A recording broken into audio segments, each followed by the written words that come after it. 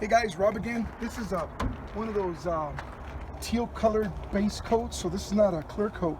I'm going to use the Lukat Fix It on here, see what happens.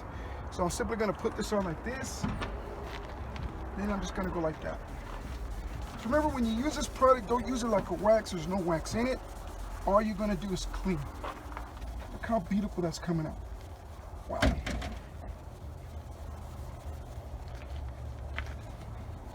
Holy smokes. That's normal when you're working on a base coat. You'll see the color coming off. It's perfectly fine. Remember, you're restoring the paint by cleaning it. You're not masking it. You're not waxing it. You're cleaning. I'm going to go back and forth. No circles. Look how beautiful that's coming out. Wow.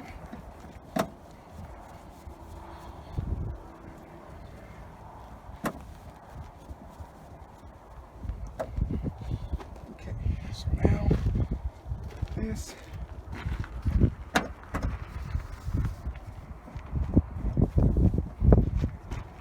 Ta-da!